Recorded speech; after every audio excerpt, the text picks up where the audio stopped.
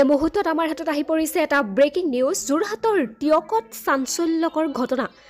যোৰহাটৰ টিয়কত চাঞ্চল্যকৰ ঘটনা সংঘটিত হৈছে আৰু আজি সন্ধিয়া টিয়কৰ কাকজানৰ বাম কুকুৰাচোৱাত শূন্যলৈ গুলীচালনা কৰিছে দুৰ্বৃত্তই। ঘটনা সন্দৰ্ভত স্থানীয় লোকে জনোৱা অনুসৰি মটৰ চাইকেলত অহা যুৱকে শূন্যলৈ গুলীচালনা কৰি পলায়ন কৰে। অৱশ্যে কোনে আৰু কিয় এই কাণ্ড সংঘটিত কৰিলে সেয়া এতিয়ালৈকে জানিব পৰা হোৱা নাই। আমি পুনৰ জনাইছোঁ, টিয়কত এক চাঞ্চল্যকৰ ঘটনা হৈছে আৰু এই ঘটনা সংঘটিত হৈছে কাকজানৰ বাম কুকুৰাচোৱাত।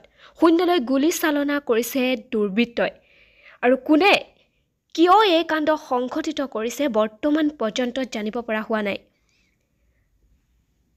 ইতিমধ্যে জিলাখনৰ উচ্চ পদস্থ বিষয়া উপস্থিত হৈ আৰম্ভ কৰিছে তদন্ত। পুনৰ জনাইছোঁ, আমি টিয়কৰ কাকজানত এক চাঞ্চল্যকৰ ঘটনা সংঘটিত হৈছে আৰু এই ঘটনা সংঘটিত হৈছে আজি সন্ধিয়া এই ঘটনা সংঘটিত হৈছে আৰু টিয়কৰ কাকজানৰ বাম কুকুৰাচোৱাত শূন্যলৈ গুলীচালনা কৰিছে দুৰ্বৃত্তই।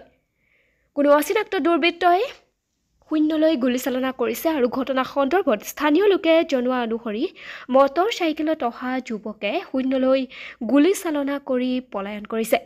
অৱশ্যে কোনে আৰু কিয় এই কাণ্ড সংঘটিত কৰিলে সেয়া এতিয়ালৈকে জানিব পৰা হোৱা নাই।